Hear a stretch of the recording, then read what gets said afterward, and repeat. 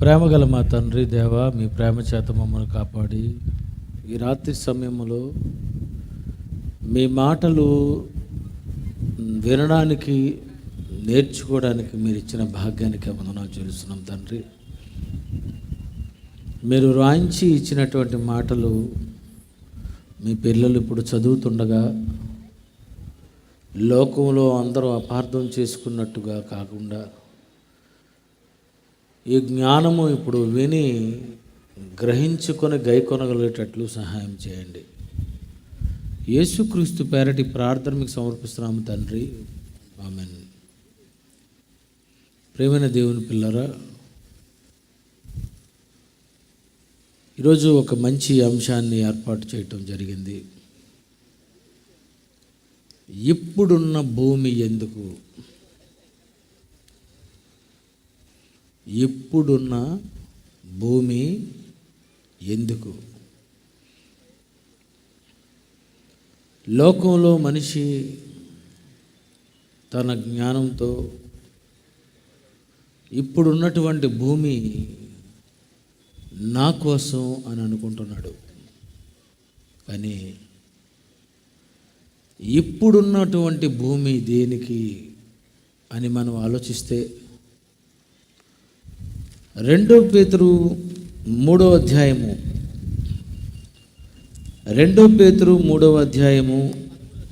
13వ వచనం 5వ వచనం ఒకసారి చూద్దామండి. 2 పేతురు 3:5 ఏలయనగా పూర్వము నుండి ఆకాశం ఉండెననియు నీళ్లలో నుండి నీళ్ల వలన సమకూర్చబడిన భూమి దేవుని వాక్యము వలన కలిగినని వారు బుద్ధిపూర్వకముగా మరుతురు. అయితే 7వ వచనం, అయితే ఇప్పుడున్న ఆకాశము భూమి భక్తిహీనుల తీర్పును, కొంచెం ఫ్యాన్ అటు చెప్పండి.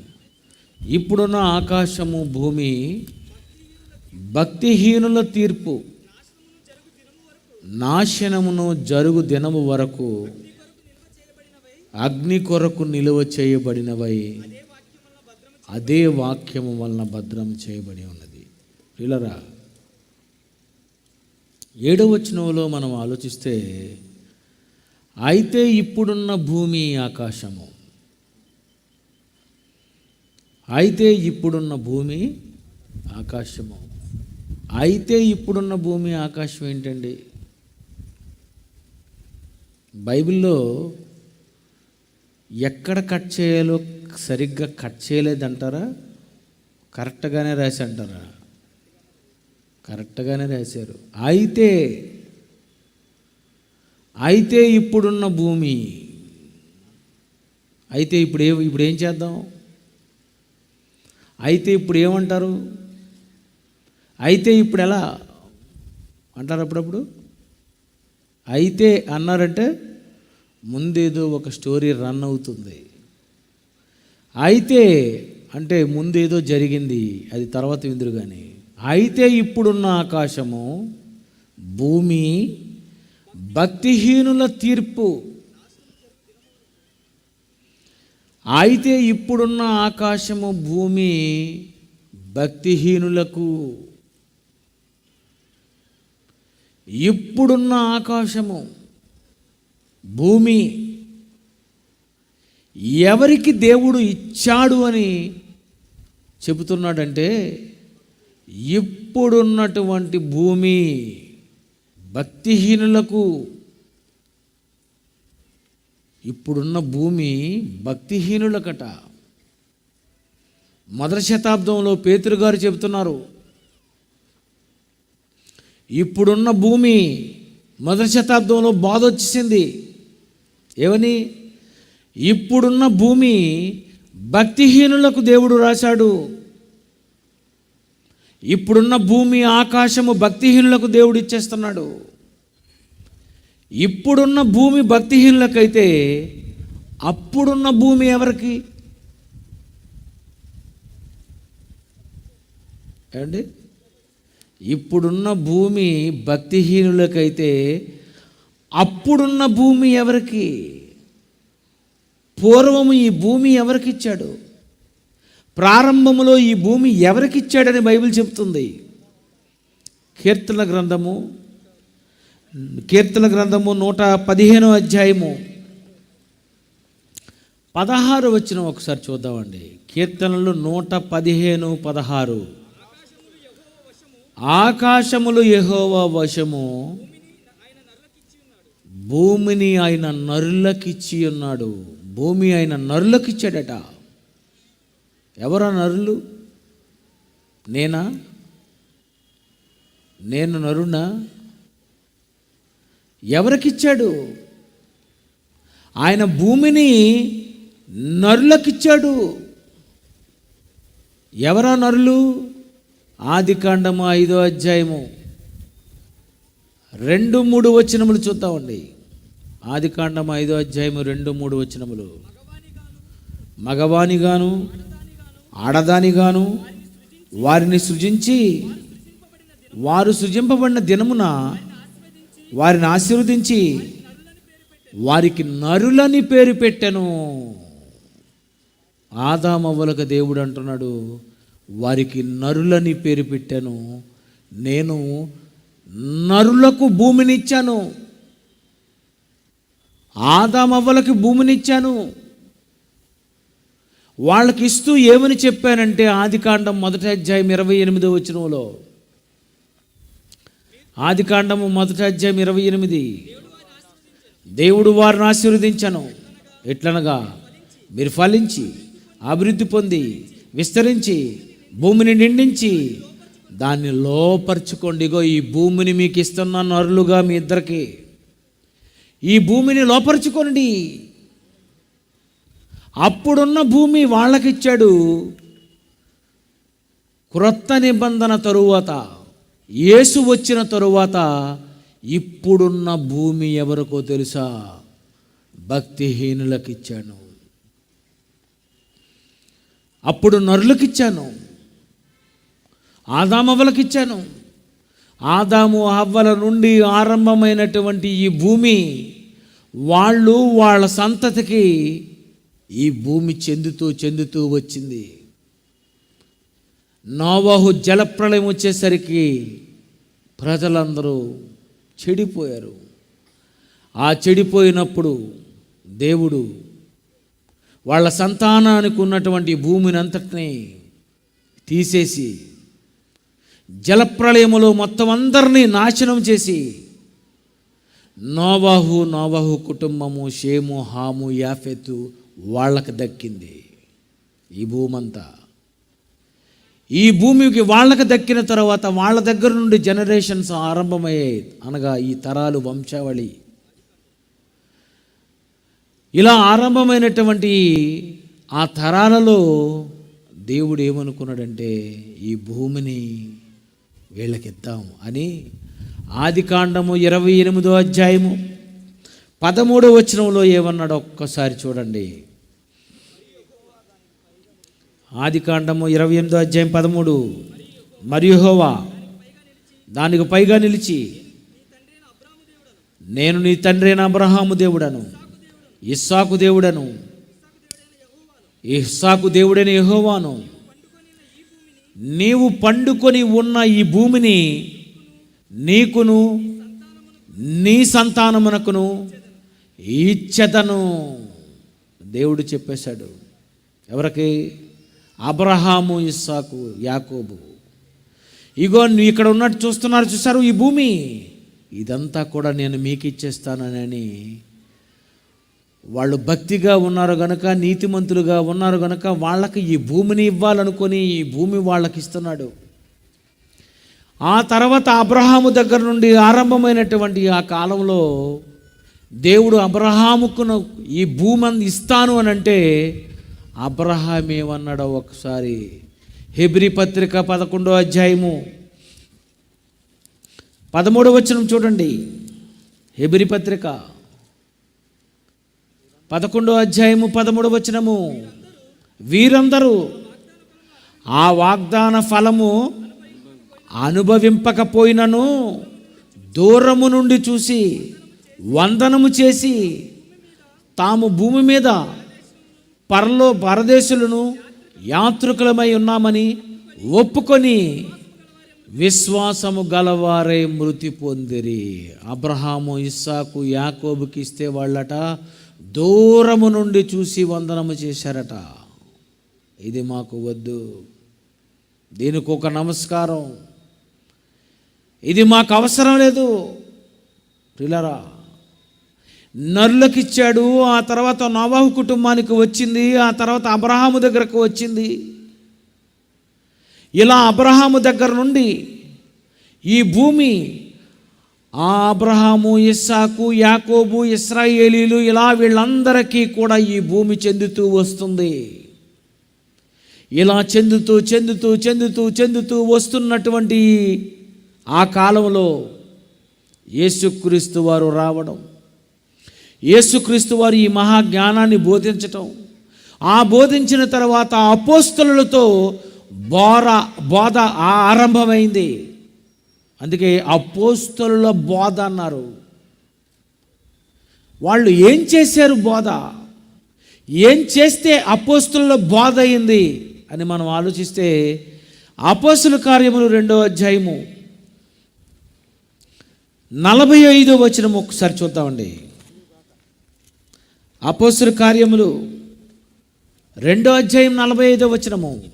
ఇదియుగాక చరస్థిరాస్తులను అమ్మి అందరికీ వారి వారి అక్కర కొలది పంచిపెట్టిరి. మొదటి శతాబ్దానికి వచ్చేసరికి అపోస్తులు చెబుతున్నారట, ఏమని? ఈ భూమి ఎవరికో తెలుసా? ఈ భూమి ఎవరికి దేవుడిచ్చాడో తెలుసా? ఆ రోజు నరులకు ఇచ్చాడు, ఆ తర్వాత అబ్రహాము సంతతికి ఇచ్చాడు, ఆ తర్వాత ఇశ్రాయేలీలకు వచ్చింది. మొదటి శతాబ్దంకి వచ్చేసరికి బోధ మొత్తం మారిపోయింది. అదే 2 పేతురు 3వ అధ్యాయం 7వ వచనం చదువుకున్నాం. ఏమని? 2 పేతురు 3వ అధ్యాయం 7వ వచనము. అయితే ఇప్పుడున్న ఆకాశము భూమి భక్తిహీనులకు ఇప్పుడున్న భూమి ఎవరికో తెలుసా?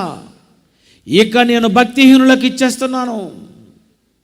ఇప్పుడున్న భూమి నీతిమంతులకు కాదు, విశ్వాసులకు కాదు, దేవుని నమ్మిన వారికి ఇక భూమి లేదు. ఇలారా, విశ్వాసిక కాదట ఇప్పుడున్న భూమి, ఆకాశము భక్తిహీనులకు. వాళ్ళకి ఇచ్చేస్తున్నాను. వాళ్లకు నేను మొదటి శతాబ్దములో వాళ్ళకి ఈ భూమిని ఇచ్చేస్తున్నాను. కనుక భక్తిగా ఉన్నాము, విశ్వాసులుగా ఉన్నాము, నీతిమంతులుగా ఉన్నాము అనుకునేటటువంటి క్రైస్తవులారా, మీరేం చేస్తారో తెలుసా? చరస్థిరాస్తులను అమ్మేయాలి. మీరు భూమిని అమ్మేయాలి, చరస్థిరాస్తులను అమ్మేయాలి. జాగ్రత్త వినాలి మీరు. బాప్తిసం పొందితే రక్షింపబడతారు. రక్షింపబడిన వారిని అనుదినము సంఘములో చేర్చుకోవాలి. మరి బాప్తిస్మము పొందితే సంఘముతో చేర్చవలసినటువంటి వీళ్ళు చరస్థిరాస్తులు ఎందుకు అమ్మాలి అని అపోస్తలులు బోధ చేశారు. మరొక వచనం చూద్దాం. అపోస్తలుల కార్యాలు 4వ అధ్యాయము 34వ వచనము. భూములైనను ఎండ్లనైనను కలిగిన వారందరూ వాటిని అమ్మిన వాటి వెల తెచ్చి అపోస్తలుల పాదముల యొద్ద పెట్టుచు వచ్చిరి. భూములు, ఇండ్లు. ఎందుకు భూములు అమ్మేయాలి? ఇక మీ చేతిలో భూమి ఉండకూడదు. ఇక మీ చేతిలో భూమి ఉండకూడదు. భూమి మీద మీకు ఆశ ఉండకూడదు. ఎందుకు ఆశ ఉండకూడదు? క్రైస్తవుడైతే భూమిని ఎందుకు అమ్మేయాలి? ఎప్పుడో చదివారా? ఏది నిజమైన దైవ జ్ఞానం? ఇంతవరకు ఎవరికి సరిగ్గా అందలేదు. ఏది నిజమైన దైవ జ్ఞానం? ఎవరికి ఈ భూమిని ఇచ్చాడు, ఎవరిని ఈ భూమిని అమ్మేమని చెప్పాడు. మొదటి శతాబ్దంలో, ప్రారంభ శతాబ్దంలో క్రైస్తవులు చర స్థిరాస్తులు ఎందుకు అమ్మారు అని ఎప్పుడైనా ఎవరైనా ఈ ప్రశ్న అడిగారా? కాకినాడలోనే కాదండి, ప్రపంచంలో ఎవ్వడూ అడగలేదు. వాళ్ళు ఇచ్చారు, వాళ్ళు చేశారండి, అలా చేశారు, ఇలా చేశారని ప్రసంగాలు చెప్తారు. కానీ వాళ్ళని ఏమంటున్నాడు తెలుసా? ఈ భూమి వాళ్ళది, భక్తిహీనులకు ఇచ్చాను కనుక మీరు చర స్థిరాస్తులు అమ్మేయండి. బర్నబా అమ్మేశాడు. ప్రారంభ శతాబ్దపు క్రైస్తవులు అపోస్తలుల పాదముల యొద్ద పెట్టుచూ వచ్చారట. ఇదిగో మేము అమ్మేస్తున్నాం, ఇదిగో తెచ్చేస్తున్నాం. ఎందుకు తెచ్చారు? ఎందుకు అమ్మేశారు? అసలు భూమినే ఎందుకు అమ్మేయాలి? ఎందుకో తెలుసండి, యేసుక్రీస్తు వారు మరణించినటువంటి తొలి రోజులవి. అప్పటికప్పుడే యేసుక్రీస్తు వారు మరణించి కొద్ది కాలం జరుగుతుంది. అపోస్తలులు ఒక మాట విన్నారు, సర్వలోకానికి వెళ్ళి సర్వ సృష్టికి సువార్త ప్రకటించాలి. ఈ సర్వలోకానికి ప్రకటించాలి అంటే, సర్వలోకానికి మీరు వెళ్ళాలి అంటే, మీ దగ్గర భూమి ఉందనుకో, మీరు మళ్ళీ మీ ఇంటికి వచ్చేస్తారు. మీ దగ్గర భూమి ఉందనుకో ఇక మరి కదలరు. ఇల్లుందనుకో ఇంటికే ఇంటికే ఇంటికే ఇంటికే. పది అవ్వగానే మీకు మనసు ఎక్కడికి వెళ్ళిపోతుంది చెప్పండి? ఎటో వెళ్ళిపోదు. ఎక్కడికి వెళ్ళిపోద్ది? ఇంటికి వెళ్ళిపోవాలి. ఇంటికి వెళ్ళిపోవాలి. ఎప్పుడు 10 అవుతుంది, ఎప్పుడు వెళ్ళిపోవాలి? చూసారా? అంటే ఇళ్ళుందంటే, పొలాలు ఉన్నాయంటే, స్థలాలు ఉన్నాయంటే సర్వలోకానికి ఎవరు వెళ్తారు? కనుక దేవుడు అనుకున్నాడు, ఈ భూమిని నేను భక్తిహీనులకు రాశాను, ఈ భూమి భక్తిహీనులకు ఇచ్చేస్తున్నాను. భక్తి లేని వారి దగ్గర భూమి ఉండాలి, భక్తి ఉన్నవారు భూమిని అమ్మాలి.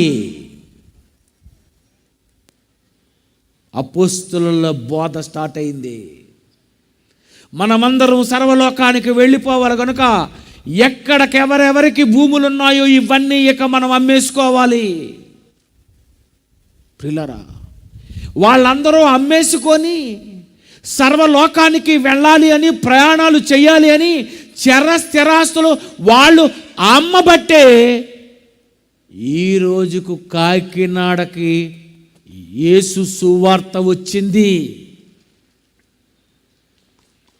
ఎవరు చెప్పారు చెప్పండి?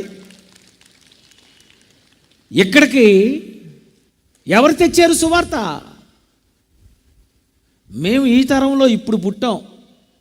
జయశాలి గారు, ఈయన, మొత్తం ఈ వేదిక మీద ఉన్నటువంటి మేమందరం బోధకులం. ఈ కాకినాడకు ఈ సువార్త ఎప్పుడొచ్చింది? ఎవరు తెచ్చారు? ఎవరి ద్వారా ఈ సువార్త ఈ కాకినాడకు వచ్చింది? ఈ వెస్ట్ గోదావరికి వచ్చింది? ఈ ఈస్ట్ గోదావరికి వచ్చింది? చెప్పండి.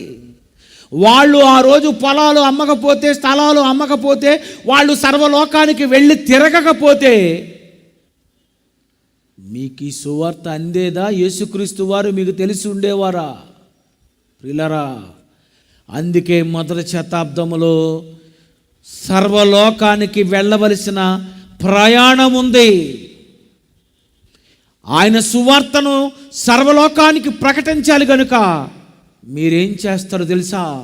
మీకు ఉన్న చరాస్తులను అమ్మేసుకోండి అని పౌలు గారు అతనుకున్నటువంటి ప్రతి దానిని ఎలా ఆలోచించాడో, ఎలా చూశాడో ఒకసారి ఫిలిప్పీ పత్రిక 3వ అధ్యాయము 10-11 వచనం ఒక్కసారి చూడండి. ఫిలిప్పీ పత్రిక 3వ అధ్యాయము 10-11.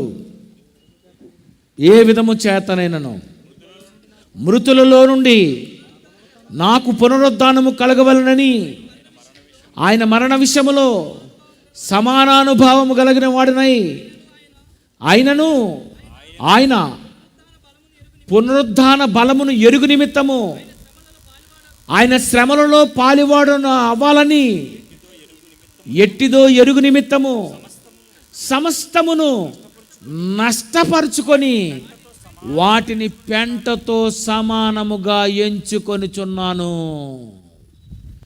మొదటి శతాబ్దములో సమస్తమును పెంటతో సమానంగా ఎంచుకోవాలి. మీరు మొదటి శతాబ్దములో ఉన్నవారు చరస్థిరాస్తులు, ఇవి మాకు కావాలి, ఇక్కడే సెటిల్ అయిపోవాలి, ఈ దేశంలోనే ఉండిపోవాలి, పిల్ల పాపలతో మా సంతానాలన్నీ అభివృద్ధి చెందాలి అనుకుంటే ఇక పొరపాటు. సర్వలోకానికి మీరు వెళ్ళాలి. మీరు అందుకనే ఈ పొలాలు ఏం చేస్తారు తెలుసా? మొదటి శతాబ్దంలో స్థిరాస్తులను అమ్మేయండి. ఇది ఎవరికి? భక్తిహీనులకు. ఈ పొలము భక్తిహీనులకు. అందుకే ప్రియమైన దేవుని పిల్లరా, ఇస్కరియోతు యూదా యేసుక్రీస్తును అప్పగించినటువంటి ఆ వెండి నాణాలతో ఎందుకు భూమిని కొన్నారో మీకు తెలుసా? కొత్త ప్రశ్న. ఎందుకు భూమి కొన్నారు?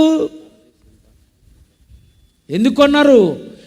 భక్తిహీనులకు ఈ భూమిని ఇవ్వాలి కనుక ఇస్కరియోతు యూదా ఒక భక్తిహీనుడని ఆనాటి సమాజానికి చెప్పాలి కనుక వాళ్ళు భూమిని కొన్నారు.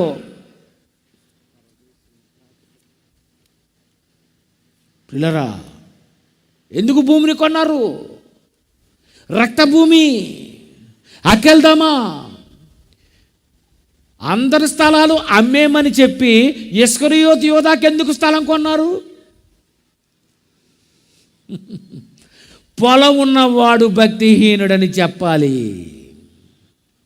ఎందుకంటే స్థలం ఎక్కడ ఉంటే అక్కడ భక్తిహీనత ఉంటుంది. అలా మీకు బాగా తెలిసినటువంటి వాళ్ళిద్దరు ఉంటారు. ఎవరు? అననీయ, సప్ఫీరా. సమస్య ఎక్కడొచ్చింది? పొలం అమ్మారు. అమ్మేసిన తర్వాత సగం దాచుకున్నారు. సగం దాచుకున్నారంటే వాళ్ళు ఎవరు? భక్తిహీనులు. భక్తి ఉంటే ఈ భూమిని అమ్మి అపోస్తలుల పాదాల యొద్ద పెట్టాలి కదా. మరి ఈ భూమిని మీరెందుకు కొంత దాచుకున్నారు? ఏంటి భూమిని దాచుకుంటే అంత ప్రాబ్లమా? భూమిని దాచుకుంటే సమస్య. మొదటి శతాబ్దంలో యేసు చనిపోయి తిరిగి లేచిన తొలి దినాలలో సర్వలోకానికి ఎవడు వెళ్ళకపోతే ప్రపంచానికి సువార్త ఎలా వస్తుంది? అందుకే మొదటి శతాబ్దంలో అపోస్తలులకు చెప్పిన బోధ ఇది. అపోస్తలుల ద్వారా ఆరంభమైన బోధ అసలు సిసరైన బోధ. స్థిరాస్తులు అమ్మేయండి, అక్కర కొలది పంచిపెట్టేయండి, ప్రయాణం చేయండి, సువార్త ప్రకటించండి. ప్రియులారా, మొదటి శతాబ్దంలో ఎందుకు స్థిరాస్తులు అమ్మారు?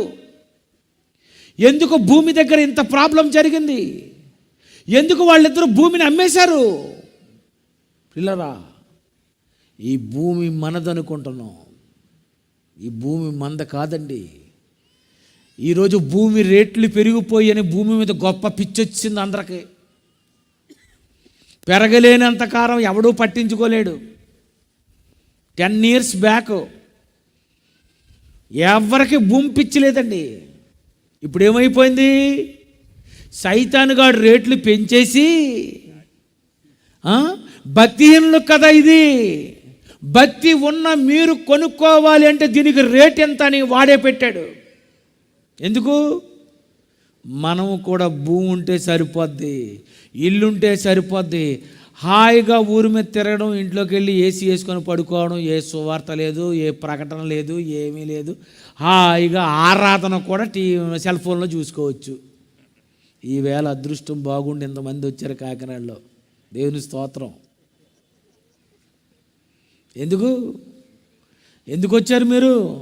మొన్నటి ద్వారా కరోనా మమ్మల్ని చంపింది, ఇప్పటికీ కూడా ఒకవేళ దేవుని దగ్గరికి వెళ్ళకపోతే ఒకవేళ బుక్ అయిపోతామేమో అని తెలిసి నిజంగా బుక్ అయ్యారు ఇప్పుడు. అంతే కదండి. ప్రియులారా, దేవుడు బైబిల్లో రాశాడు, ఆయన ఈ భూమి ఎవరికి తెలుసా? భక్తిహీనుల తీర్పును నాశనము జరుగు దినము వరకు వాళ్ళకి నేను ఇది రాసేసాను. ఇక భూమి మీద ఎవరు సెటిల్ అయిపోవాలని ఆశపడకండి. భూమి మీద మీ మనస్సు చచ్చిపోవాలి. ఈ పొలాల మీద, ఈ స్థలాల మీద మీకు మనస్సు చావాలి. ఇక్కడ ఏ స్థలము పొలము లేకపోతే పదండి సువార్తకు వెళ్ళిపోదామని సర్వలోకానికి మీరు ప్రకటించటానికి మీరు వెళ్ళిపోతారు. కనుక బైబిల్లో ఎంత మంచి మాట రాయబడిందో ఒక్కసారి చూడండి. మత్తయి సువార్త 3వ అధ్యాయము 10వ వచనము. మత్తయి సువార్త 3వ అధ్యాయము 10వ వచనము. ఇప్పుడే గొడ్డలి చెట్ల వేరున ఉంచబడి ఉన్నది. మొదటి శతాబ్దంలోనే చెప్పేశాడు. ఇగో ఇప్పుడే గొడ్డలి చెట్ల వేరున ఉంచబడి ఉన్నది. ఫలింపని ప్రతి తీగ నరికి వేయబడుతుంది, అగ్నిలో వేయబడుతుంది. దేవుని పని చేసే కాలం, సువార్త అందించే కాలం, సర్వలోకానికి వెళ్ళే కాలం. ఎవరెవరు సర్వలోకానికి ఇక తిరగడానికి, సువార్త ప్రకటించటానికి ఇక వెళ్ళరు, వీళ్ళందరినీ ఇక నేను నరికేస్తాను. దేవుడు చెప్పిన మాటలండివి. ఫలింపని ప్రతి తీగ. ఎలా ఫలించాలి? నువ్వేం చేయాలి? నువ్వేమని చెప్పుకోవాలి? ఒక మంచి వాక్యం చూడండి. మొదటి పేతురు 2వ అధ్యాయము 11వ వచనము.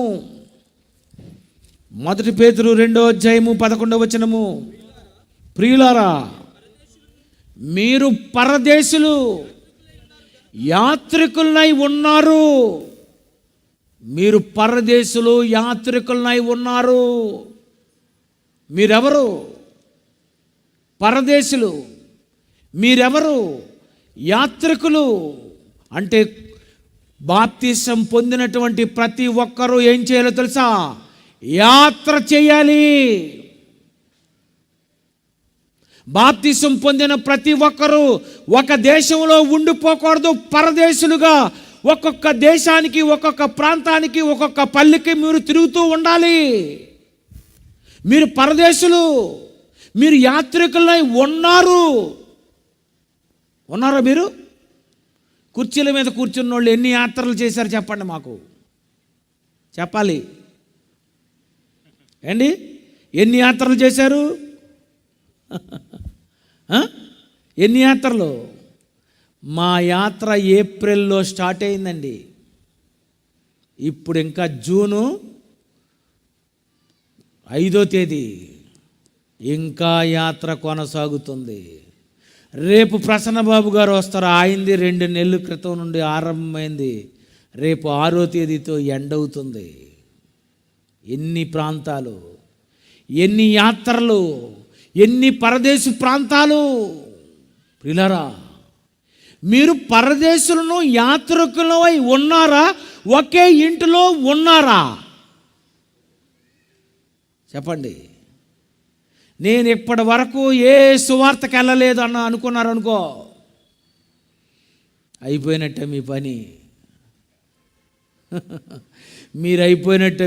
చాలామంది అనుకుంటారు ఏ సువార్తకి వెళ్ళరు, ఏ ప్రాంతానికి వెళ్ళి చెప్పరు, ఇంట్లోనే ఉంటారు, ఉద్యోగం మాత్రం చేస్తారు, ఎంత దూరమైనా వెళ్తారు కానీ సువార్తగా మాత్రం వెళ్ళరు. చూడండి, మీరు పరదేశులా, మీరు యాత్రికులా? మీరు ఏమని చెప్పుకోవాలి? క్రైస్తవుడు అని చెప్పుకుంటే కుదరదు. క్రైస్తవుడు అయిన నీవు యాత్రికుడు అని చెప్పుకోవాలి. చెప్పుకున్నారు ఎప్పుడైనా? యాత్ర అంటే అసలు మీకు తెలుసా? యాత్ర తెలియదు కదా. విచిత్రం ఏంటంటే నాకు తెలియదండి. కానీ ఒక దగ్గర నేను విన్నాను. ఏమని? యాత్రికన్ కృపయా ధ్యాన్ దీజియే.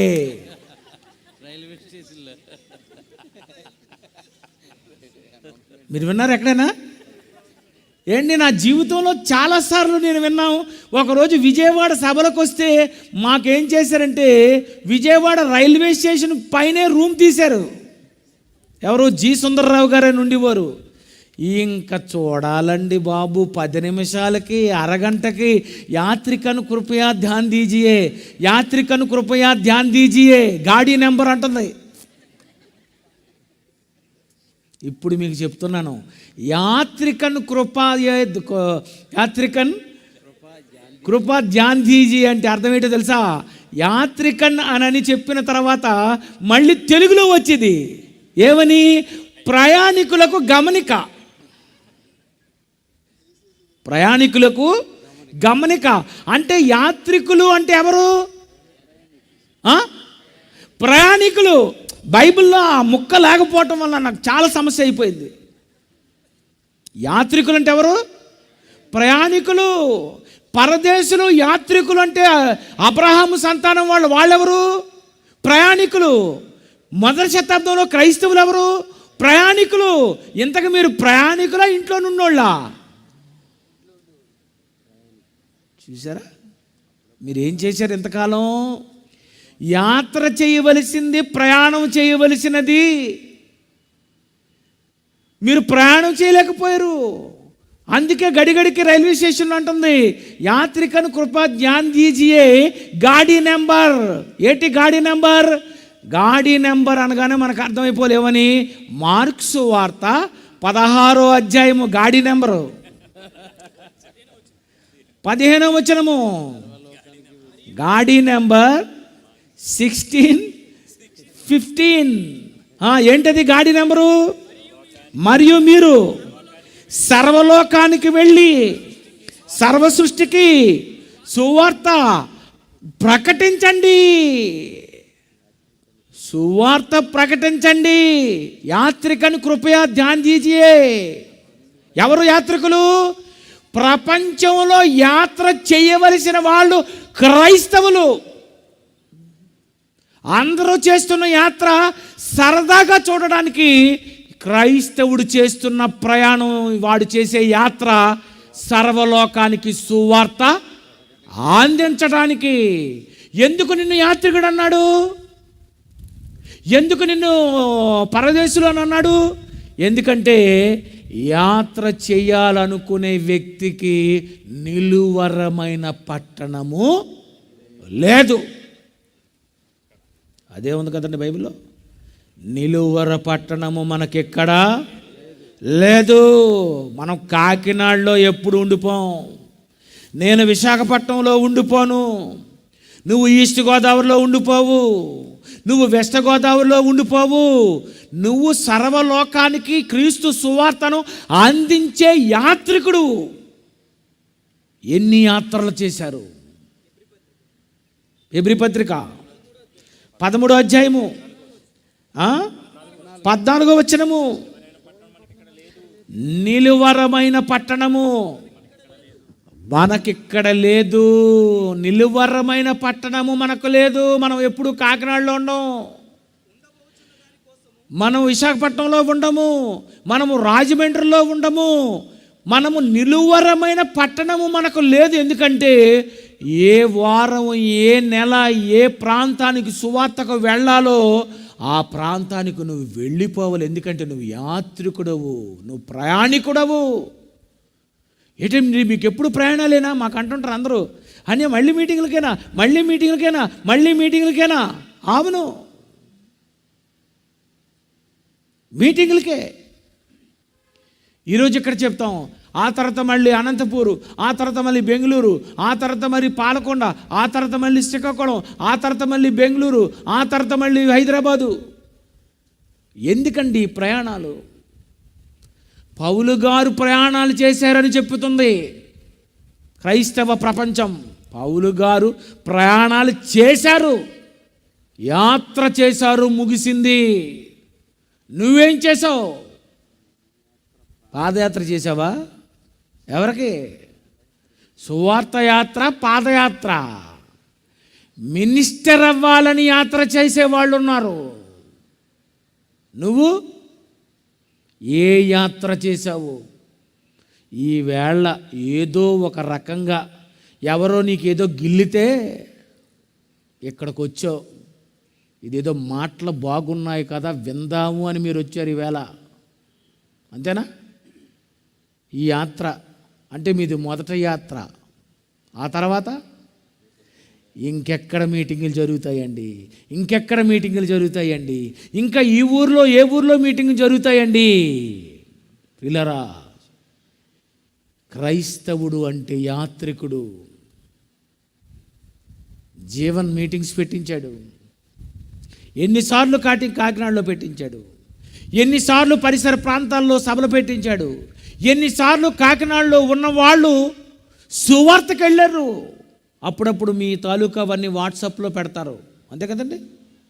ఎన్నిసార్లు అండి ఆ కొండల్లోకి వెళ్ళిపోతుంటారు, ఇంకో ప్రాంతంలోకి వెళ్ళిపోతుంటారు, ఇంకో ప్రాంతంలోకి వెళ్ళిపోతుంటారు. ప్రియులారా, ఎందుకు వాళ్ళు వెళుతున్నారో మీకు తెలీదు, అసలు మీకు వెళ్ళాలన్న సంగతి కూడా మీకు తెలీదు. ఆదివారం చర్చికి రావడం, పాట, ప్రార్థన, కానుక, ఆశీర్వాదంతో ఇంటికి వెళ్ళిపోవటం అనుకుంటుంది. కాదు, మీరు పరదేశులను యాత్రికులై ఉన్నారు. మీరు సువార్త ప్రకటించాలి, సువార్త చెప్పాలి. అందుకే బైబిల్లో ఏం వార్నింగ్ ఉందో చూడండి. మొదటి కొరింథీయులకు రాసిన పత్రిక 9వ అధ్యాయం 16వ వచనము. మొదటి కొరింథీయులకు రాసిన పత్రిక 9వ అధ్యాయము 16వ వచనము. సువార్త ప్రకటింపవలసిన భారము నా మీద మోపబడి ఉన్నది. నా మీద మోపాడు దేవుడు నీ మీద. అయ్యో, నేను ప్రయాణం చేయకపోతే నాకు శ్రమ. ప్రియులారా, ఎవరు సువార్త చేయరో వాళ్లకు నరకం. సువార్త ప్రకటింపకపోయిన ఎడల నాకు శ్రమ. యాత్ర చేయకపోతే, ప్రయాణం చేయకపోతే, పరదేశులు యాత్రికులు అని చెప్పుకోనకపోతే, క్రీస్తు కోసం చెప్పకపోతే నాకు శ్రమ, నేను నరకానికి పోతాను అంటున్నాడు. తెలుసా మీకు ఈ వాక్యాలు? తెలుసు కానీ సరిగ్గా తెలియలేదు. సువార్త ప్రకటిస్తే శ్రమ, ప్రకటింపకపోతే శ్రమ. చెప్పండి. ప్రకటింపకపోతేనే అంటే ఏం చేస్తున్నావు? ఆదివారం రొట్టె ద్రాక్ష రసం తీసుకోవటం, చక్కగా ఇంటికి వెళ్ళిపోవటం, సోమవారం సెలవు, మంగళవారం సెలవు, బుధవారం సెలవు, లక్షవారం సెలవు, శుక్రవారం సెలవు, మళ్ళీ శనివారం సెలవు. ఇంకెప్పుడు? ఆదివారమున. ఈ వారం అంతా 6 రోజులు ఏం చేసావమ్మా? మీరేం చేశారు? మీసాలున్నోళ్ళు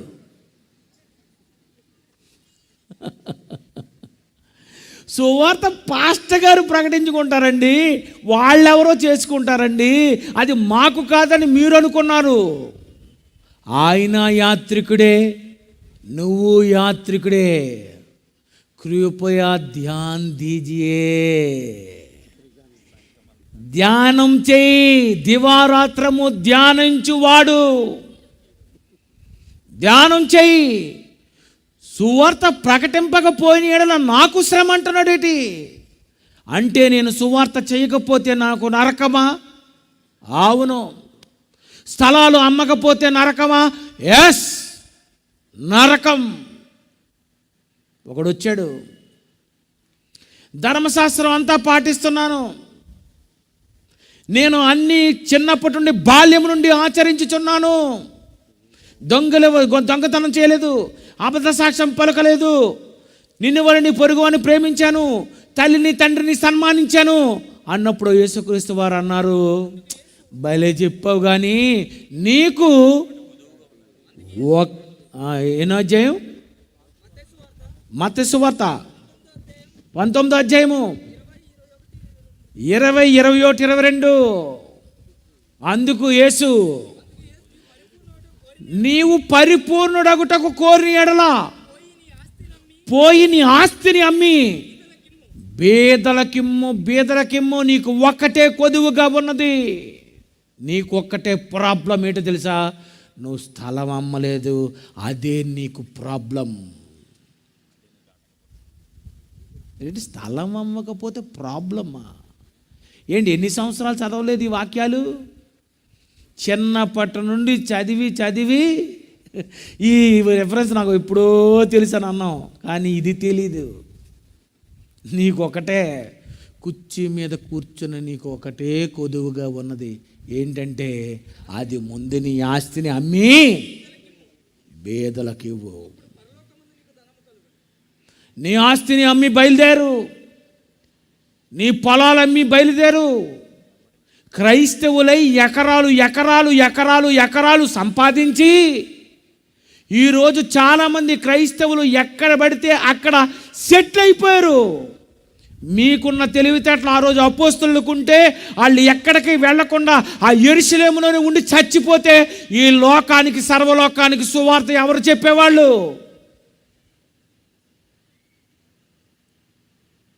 వాళ్ళు మంచోళ్ళు కనుకనే మనకంటే ముందు పుట్టారాళ్ళు. వాళ్ళు గనక ఎండలో ఒక ఫ్యాన్ ఉందా, ఒక ఏసీ ఉందా, ఒక కారు ఉందా, ఒక బండి ఉందా, ఒక ట్రైన్ ఉందా, ఒక ఫ్లైట్ ఉందా,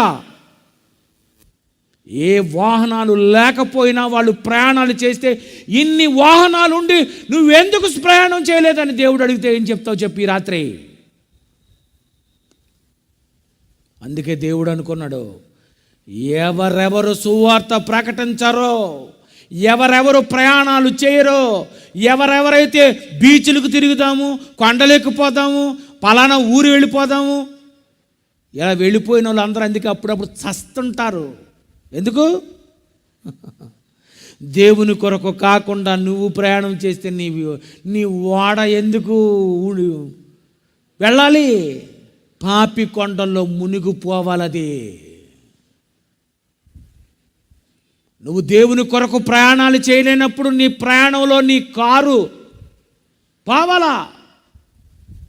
పిల్లరా, ఏమనుకున్నారు? వాళ్ళు ఎంత చక్కగా సువార్త చేశారు. వాళ్ళు చెప్పబట్టే మహాజ్ఞానము ఇక్కడికి వచ్చింది. ఏది నిజమైన జ్ఞానము? ఇది. ఈరోజు వరకు ఏం చేస్తున్నా చెప్పండి క్రైస్తవ్యం? ఎక్కడ ఊర్లో ఉన్నోళ్ళు అక్కడే ఇల్లు కట్టుకొని సెటిల్ అయిపోతున్నారు, కానీ చచ్చిపోయారు మీరు, దొరికిపోతారు మీరు పరలోకానికి వెళ్ళరు. అందుకే దేవుడు అనుకున్నాడు, ఇప్పుడున్న ఆకాశము భూమి భక్తిహీనులకు, ఇప్పుడున్నటువంటి భూమిని మీరు భక్తిహీనులకు ఇచ్చేయాలి, అమ్మేయాలి, మీరు బయలుదేరిపోవాలి. మీరు పరదేశులను యాత్రికులై ఉన్నారు, మీరు యాత్రలు చేయాలి, ఎన్నో ప్రాంతాలు తిరగాలి. ఒక రాజేంద్ర గారు, మరి ఒక ఉపేంద్ర, ఆ పై ముందు పోస్టర్లో అక్కడ ఉన్న చూసారు, నిలబడి ఫోటోలు వేశారా? వాళ్ళందరిని ఎందుకు వేశాడు? జీవనం, ప్రయాణాలు చేసేవాళ్ళు. ఈరోజు ఒక ఊరు, రేపు ఒక ఊరు, ఎల్లుండి ఒక ఊరు. మా ప్రయాణాల షీట్ చూడండి, నెలంతా సువార్తే. మరి సువార్తలు చేసుకొని ఇలాగ ఉండిపోతే మరి భార్యలతో కాపురం చేయకపోతే ఎలాగండి అని అడుగుతుంటారు కొంతమంది. భార్యలు కలిగిన వారు భార్యలు లేనట్టుగా ఉండమని ఈ ట్యాబ్లెట్ వేసుకుంటున్నాం మేము. అంతేనా? ఇప్పుడు మొన్నటి వరకు 3 సంవత్సరాలు శుభ్రంగా తిన్నారు. ఎందులో? కరోనా. బాగా చెప్పావమ్మా. కరోనా రెస్ట్ తీసుకున్నారా? అందుకే మొత్తం డిప్యూటీ డైరెక్టర్లు, జాయింట్ డైరెక్టర్ కలిసి ఏం చేశారు? ఇంకా మళ్ళీ గదుల్లో ఉంటే కుదరదు అని యాత్ర స్టార్ట్ అయింది. యాత్ర. నీదే గాడి నెంబరు, నువ్వెక్కడికి వెళ్తున్నావు, నువ్వెన్ని ఊర్లు తిరుగుతున్నావు, ఎన్ని ప్రాంతాలకు వెళ్తున్నావు, ఇప్పటికే ఎన్ని ఊర్లు సువార్తకు తిరిగావు. పిల్లరా, ఇలా నువ్వు కానీ సువార్త చెయ్యలేదో, సువార్త ప్రకటింపకపోయిన ఎడల నాకు శ్రమ. ఎలా ఉంటుంది శ్రమ? ఎలా ఉంటుందా శ్రమ? ఎలా ఉంటుందో తెలుసండి? ఎవరెవరు యాత్ర చేయరో, ఎవరెవరైతే సువార్తకు రారో, ఎవరైతే సువార్తకు డబ్బులు ఇవ్వరో, ఎవరెవరైతే వాళ్ళకున్నవి ఏవైనా అమ్మేసి దేవుని సేవకు ఖర్చు పెట్టండి అని చెప్పరో, అలాంటి వాళ్ళందరికట శ్రమ. ఎలాంటి శ్రమ? ఎలా ఉంటుందో తెలుసా? ఒక్కసారి చూడండి, యెషయా గ్రంథము 30వ అధ్యాయము, యెషయా గ్రంథము 30వ అధ్యాయము 33వ వచనము. పూర్వము నుండి తోపేతు సిద్ధపరచబడి ఉన్నది. పూర్వము నుండి సువార్త ప్రకటింపని వారికి శ్రమ పరిచే ఒక లోకముంది. ఎక్కడ? పూర్వము నుండి తోపేతు అన్న దగ్గర ఒక అంకె ఉందా? బైబిల్లో చూడండి, పెద్ద బైబిల్లో సెల్ ఫోన్లో కాదు, సెల్ ఫోన్లో చుక్కలు ఉండవు. తెలివితేటలు ఉపయోగించకండి, బైబిల్ తండి. బైబిల్లో ఏమనుంది? అనగా హేయమైన శ్మశానము. చచ్చిపోయిన తరువాత శవాన్ని ఎక్కడ శ్మశానానికి తీసుకెళ్తారు కదా, ఇది కాదట శ్మశానం. చచ్చిన తరువాత దేవుడు పాతాళ లోకంలో శ్మశానాన్ని రెడీ చేశాడట. ఎందుకంటే శ్మశానం అంటే స్త్రీకైనా పురుషుడికైనా భయం. ఈ రాత్రికి మిమ్మల్ని వదిలేస్తాం శ్మశానాల్లో అంటే ఏమంటారు? మంగళసూత్రమైన ఇచ్చేస్తారు, నన్ను తప్పించండి బాబు అంటారు. ఈ శ్మశానంలో నేను ఉండలేనని, అందుకే ఇక్కడ సువార్త చేయలేనోడికి దేవుడు ఏం చేశాడట?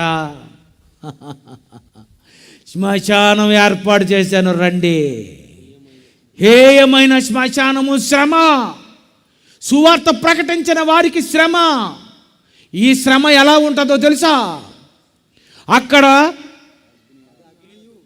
అగ్నియు విస్తార కాష్టములు కలిగి ఉన్నది. అక్కడ అగ్ని విస్తార కాష్టములు. కాష్టములు ఎప్పుడైనా విన్నారు ఈ పదం? కాష్టము ఎప్పుడు? అప్పుడప్పుడు మనం వింటాం, మరి తీసుకెళ్ళిపోయారా? ఎక్కడికి? కాష్టాన్ని తీసుకెళ్ళిపోయారా? అబ్బా, అంటే ఇక్కడ శ్మశానానికి శవం వెళితే అక్కడ శ్మశానానికి ఆత్మ వెళ్ళిపోద్దట. సువార్త నువ్వు ప్రకటించలేదు కదా, అక్కడ విస్తారమైన శ్మశానములు, అక్కడ విస్తారమైన కాష్టములు విస్తారమైన కాష్టములట. అంటే మొత్తం పాతాళ లోకంలో ఒక్కొక్కడికి ఒక్కొక్క కాష్టం ఉంటుంది. తెలుసా? అందరూ కలిసి ఒక దగ్గరే కాలిపోతారు అనుకోగలరు. నీకొక కాష్టం, నీకొక పెద్ద కాష్టం. అది ఎలా ఉంటుందట? 33 చదువుతాడు చూడండి. అది 33 కరెక్ట్ చదువు నాయన. ఫస్ట్ ఉండి, పూర్వము నుండి తోపేతు సిద్ధపరచబడి ఉన్నది. అది మెలుకు దేవతకు సిద్ధపరచబడి ఉన్నది. అది లోతుగాను విశాలముగాను నేను దాన్ని చేసి ఉన్నాను. అది అట చాలా పెద్ద శ్మశానం అట. విశాలము, లోతుకి వెళ్ళిపోయారు అనుకోండి, ఎలా ఉంటుందండి? సముద్రంలో చేపలు పట్టినటువంటి వాళ్ళు చాలా లోతుకి వెళ్ళిపోతుంటారు చేపలు పట్టడానికి. అక్కడ కానీ రాత్రిపూట ఎవడైనా చచ్చాడో ములిగాడో ఆడు నరకం చూసేస్తాడు అక్కడే. అంతే కదండి? అది ఎంత లోతు సముద్రం. పాతాళంలో నట విశాలంగా ఉందట ఈ శ్మశానం. అందులో చాలా లోతుగా ఉందట.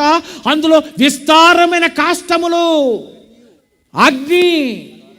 24 గంటలు ఒక్కొక్కడు కాలుతూనే ఉంటాడు. ఎక్కడైతే 3 గంటల్లో కాలిపోతాడు, బుగ్గైపోతాడు. అక్కడ సువార్త ప్రకటింపని ఎడల నాకు శ్రమ. అక్కడ నేను కాలిపోవాలి. అక్కడ దేవుడు శ్మశానం పెట్టాడు. ఇక్కడ కాదు, ఇది కాదు శ్మశానం అండి. ఇదేం శ్మశానం అండి? ఇది 2-3 గంటల్లో శ్మశానం ముగిసిపోద్ది. కానీ అక్కడ ఎంత పెద్ద శ్మశానము. దాని పేరేం పేరట? ఆ శ్మశానం పేరు ధ్యేయమైన శ్మశానము. దానికి ఆళ్ళ భాషలో చెప్పాడు తోపేతు. ఏం పేరట గట్టి చెప్పండి. తోపేతు. ఎందుకు? నువ్వు పెద్ద తోపు కదా. ఈ మధ్యన అంటున్నారు నువ్వు గొప్ప తోపురా. అవును, నిజమే. ఎందుకంటే సువార్తకు వెళ్ళవు కదా. కానుకిస్తే చాలు దీవించేస్తావు కదా, అంతే కదండి. ఆ పాస్టర్ గారు చెప్పరు, మీరు అడగరు. ఎందుకంటే మా పాస్టర్ గారు ఎక్కడికి వెళ్ళనివ్వరండి. దీవెనుడు దీవెనుడు దీవెనుడు దీవెనుడు కొమ్మరించేస్తుంటాడండి. ఏటి కొమ్మరించేస్తుంటాడు? సావాలి, ఆ తర్వాత తెలుస్తుంది ఎవరు తోపో. ప్రియులారా, ఎవరుకున్నారు? సువార్త ప్రకటింపని ప్రతి వాడికి శ్రమ, విస్తారమైన కష్టములు, అగ్ని, గంధక ప్రవాహము, యెహోవా ఊపిరి దానిని రగులో పెట్టిన దేవుడే ఊతుంటాడట. ఆ కష్టాల దగ్గరకు వచ్చి దేవుడు అని ఊతాడట. ఎందుకంటే జీవవాయువును ఊదాను కదరా, ఊదినా నువ్వు బతికినా నేనేమి నీ గుర్తు రాలేదు కదా, రా అని ఆయనే ఎవ్వరికి చెప్పలేదట. ఆయనే ఊతున్నట్ట అని చాలు బాగా మండాలి. ఎందుకు? ఏ ఊరైనా చూడ్డానికైతే వచ్చేస్తావు. దుబాయ్ వచ్చేస్తావు, సింగపూర్ వచ్చేస్తావు, మలేషియా వచ్చేస్తావు, కువైట్ అయిపోతావు. అబ్బా, అక్కడ పాకీ పనికైనా సరే వెళ్ళిపోవడానికి గొప్ప ఇంట్రెస్ట్ తప్ప సువార్త ప్రకటించడానికి ఇక్కడికి రావడానికి ఏటి బాబు నీకు ఎంత బాధ ఏంటి, కష్టమేంటి? నేను అనుకుంటున్నాను, దేవా ఈవేళ ప్రశాంతంగా చల్లగా ఉంది, నిన్న కూడా ప్రశాంతంగా చల్లగా ఉంది, ఇంకొక 2 రోజులు కానీ చల్లబరిచారంటే మేము దుకాణం కట్ చేసేస్తాం అనుకుంటున్నాం. ఎంత చల్లగా ఉందండి, ఎంత ప్రశాంతంగా ఉందండి. ఇంత కూలింగ్ చేయాలంటే ఎంత కష్టం. ప్రియులారా, దేవుడు మనకి కరోనా నుండి కూడా తప్పించాడు. ఇవన్నీ మనకు తెలియదని ఏది నిజమైన దైవ జ్ఞానం అనే పేరుతో సభలు పెట్టించి మనకు చెప్పిస్తున్నాడు. అయినా మనం ఆయన చెప్పిన ఆయన గురించి మనం చెప్పకపోతే ఎలా? చెప్పండి, చెప్పాలా వద్దా? ఆయన గురించి చెయ్యాలా వద్దా? మొదటి శతాబ్దంలో అందుకే వాళ్ళకి చెప్పిన పదమే మళ్ళీ ఒకసారి చదువుతాం. 1 పేతురు 2వ అధ్యాయం 11వ వచనము. అయితే ఇప్పుడున్న ఆకాశము, 1 పేతురు 2:11, ప్రియులారా మీరు పరదేశులు, యాత్రికులనై ఉన్నారు, యాత్రికులనై ఉన్నారు. మీరు పరదేశులు, యాత్రికులనై ఉన్నారు. ఈ భూమి కానీ మీకు ఉంటే, ఈ ఎకరాలు మీకు పొలాలు ఉంటే, ఇక ఈ ప్రాంతము నుండి నీకు ఎక్కడికి వెళ్ళబుద్ధి లేదు. నీ మనసు తిప్పాలి అంటే ఇక్కడ ఉన్న ఎకరం అమ్మాలి. అందుకే ఒక వాక్యం ఉంది చూడండి, ఎంత బాగుంటుందో. కీర్తన 73:25, కీర్తన 73:25 చూడండి ఒకసారి. ఆకాశమందు నీవు తప్ప నాకెవరున్నారు? నీవు నాకు ఉండగా లోకములోనిది ఏది నాకక్కరలేదు. ఇది నువ్వు చెప్పాలి. దేవా మీరుంటే నాకెందుకు ఇదంతా, నాకు అవసరం లేదు. ఆకాశమందు నీవు తప్ప నాకెవరున్నారు? నాకు పొలం ఉందా, బంగారం ఉందా, నాకెవరున్నారు? ఏది నన్ను కాపాడుతుంది? ఒకరోజు ఒంటరిగా నువ్వు వీటినన్నిటినీ వదిలి వెళ్ళిపోవాలి. వదిలి నరకానికి వెళతావా, ఆమ్య స్వర్గానికి వస్తావా? ఆలోచించు. చచ్చిపోయినప్పుడు అందరూ అంటారు ఇంకెందుకండి ఇది అంతా నేను. ఎవరికిచ్చావు? బతికున్నంతకాలము దేవుడికి ఇవ్వలేదు. చచ్చిపోతావనే సంగతి తెలిసినా అప్పుడు కూడా ఎవరైనా సువార్త చెబితే చెప్పండి, నేను డబ్బులు ఇస్తాను, సువార్త పెట్టించండి అంటావా? ఎవరండి సువార్త చేస్తున్నారు? ఏమండి, నిజమైన దైవ జ్ఞానం తెలియక ఈ లోకమే శాశ్వతం అనుకుని నిలువరమైన పట్టణము మనకి ఇక్కడ లేదనే సంగతి మర్చిపోయి సువార్త ప్రకటింపని ఎడల నాకు శ్రమ అనే సంగతి ఎరుగక ఇంకా భూమి మీద ఏదో సంపాదించాలనే టార్గెట్ పెట్టుకున్నావు అంటే నిన్నెక్కడికి తీసుకెళ్ళిపోతుందో దెయ్యం నీకు తెలిసిపోవాలి. నిన్ను రూటు మళ్ళించేసింది. ఏది నీది? ఏది నీది? అంతా దేవుడే ఇచ్చాడు. కైసరు కైసరికి, దేవునివి దేవునికి. మర్చిపోకండి, దేవునివి దేవునికి ఇవ్వాలి. దేవుడిచ్చిన దేవుడి సేవకు ఉపయోగపడాలి. అలా లేవనుకో ఎలా జరుగుతుందో చివరగా ఒక పాట వేస్తాడు చూడండి. Lights off. ఒక్కసారి చూడండి ఈ పాట. కోటీశ్వర్లు, ముఖ్యమంత్రులు, కోట్లు కోట్లు ఉన్నటువంటి వాళ్ళు, సినిమా యాక్టర్స్ ఏండి అందరూ వదిలేసి వెళ్ళిపోయారండి. దేవునికి ఇవ్వకుండా వెళ్ళిపోయారండి. ఈరోజు కూడా చాలామంది క్రైస్తవులు ఎంతో సంపాదిస్తున్నారు, కానీ వాళ్ళ సంపాదనలో దేవునికి ఎంత ఇచ్చి దేవుని పని చేశారు, ఎన్ని సభలు పెట్టించారు, ఎన్ని సువార్తలకు వెళ్ళారు, సువార్త పనిలో ఎంతమందికి ఎంత సహాయం అందించారు. మీ పెళ్ళైతే ఘనంగా చేసుకుంటారు, మీ పెళ్ళైతే బ్రహ్మాండమైన భోజనాలు, మీ కార్యక్రమాలు అయితే లక్షల లక్షలు కట్నాలు. అబ్బాబాబా చెప్పనవసరం లేదు. దేవుడి దగ్గరికి వచ్చేసరికి చూసారా, నీకు ఒక్కటే కొదువుగా ఉన్నదనని ఆ రోజు అతనికి చెబితే ఈరోజు మనకి ఎన్ని కొదువుగా ఉన్నవి. ఎంత పని చేసాం దేవునికి. పిల్లరా, అందరూ వదిలి వెళ్ళిపోవాలి.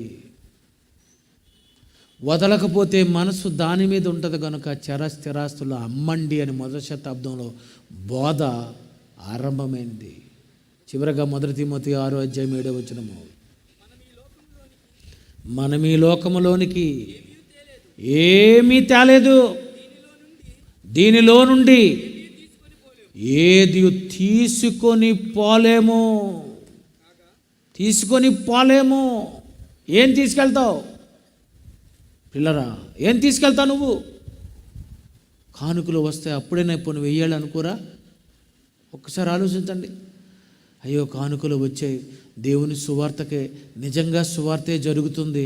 ఇలాంటప్పుడు మనం ఏ ఉంగరమో లేకపోతే ఏ డబ్బులో ఏవో ఒకటి వేసేద్దాం, కనీసం ఈ ట్రిప్పులో ఈ గుంపులోనైనా కలిసిపోదామని ఎందుకు అనుకోరండి పిల్లరా? ఈ జీవితం ఇచ్చింది ఇప్పుడున్నటువంటి భూమి ఇక మనం అనుభవించడానికి కాదు. భక్తిహీనుడు వాడు ఎలాగ నరకానికి వెళ్ళి కాలిపోతాడు కనుక అనుభవించవలసిందేతో వాడిని ఇక్కడే అనుభవించని. మీరు ఉన్నవన్నీ అమ్మేసి బయలుదేరండి, సువార్తకు ప్రయాణం చేయండి, అనేక ప్రాంతాలు తిరగండి.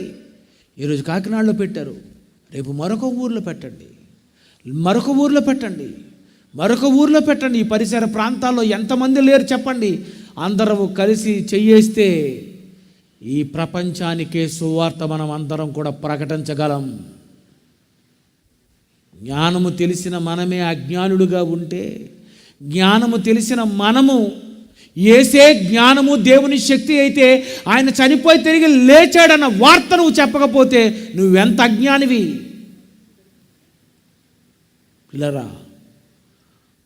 ఎందుకో దేవుడు మనల్ని ప్రేమించి ఇంకా ఆయుష్కాలాన్ని పొడిగించి మనకు వదిలేశాడు. ఇప్పటికైనా మన మనస్సులు మార్చుకొని త్రిప్పుకొని దైవ జ్ఞానము ఏది నిజమైన దైవ జ్ఞానం అని తెలుసుకొని అటువైపు మీరు ప్రయాణం చేయండి. యాత్రికులని వాళ్ళు చెప్పుకున్నారు. సర్వసత్యం లేకపోయినా అబ్రహాం, ఇస్సాకు, యాకోబు చెప్పాడు, నీకు సర్వసత్యం వచ్చినా నువ్వెప్పటికీ యాత్రికుడు అని, ప్రయాణికుడు అని తెలియకపోతే నిన్నేం చేయాలి? సువార్త ప్రకటింపకపోయిన ఎడల అందుకే శ్రమ. కళ్ళు మూసుకోండి.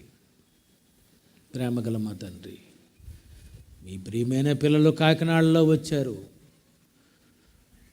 బైబిల్ ఎలా రాశారో, ఎవరికి ఈ భూమి ఎప్పుడు ఇచ్చారో, ఎవరి తర్వాత ఎలా ఇది మారిందో, చేతులు చరాస్థిరాస్తులు ఎందుకు అమ్మమని చెప్పారో, ప్రయాణాలు ఉన్నాయి గనుక ఇక నిలువరమైన పట్టణము మనకు లేదని మొదటి శతాబ్దంలోనే పిలుపునిచ్చారు. ఆ పిలుపు అందుకున్నటువంటి మేము జయశాలి గారి ద్వారా ఈ మహాజ్ఞానాన్ని నేర్చుకొని ఎన్నో ప్రాంతాలకు తిరుగుతూ ఎంతోమందిని ఈ ప్రయాణంలో నడిపిస్తున్నాం. ఎంతోమందిని అనియా మీతో సేవ చేస్తాం, మీతో వస్తామంటే వాళ్ళు కలుపుకొని మేము తిరుగుతున్నాం. మీ పిల్లలందరూ ఇదే నేర్చుకొని ఈ సువార్త ఎవరెవరికైతే ఈ జ్ఞానము మీ కుమారుడైన యేసును గురించిన వార్త అందలేదో ఆ ప్రాంతాలకు ఈ వార్తలు అందించాలి. మొదటి శతాబ్దంలో వాళ్ళు అందించటం వల్లనే మేము రక్షింపబడ్డాం, మేము తెలుసుకున్నాం. ఆ మొదటి శతాబ్దంలో ఎక్కడో జరిగినటువంటి యెరూషలేములో జరిగినటువంటి ఆ కార్యం, యేసుక్రీస్తు వారి యొక్క సువార్త, మరణ సమాధి పునరుద్ధానాలు వాళ్ళు చెప్పబట్టే మాకు తెలిసాయి.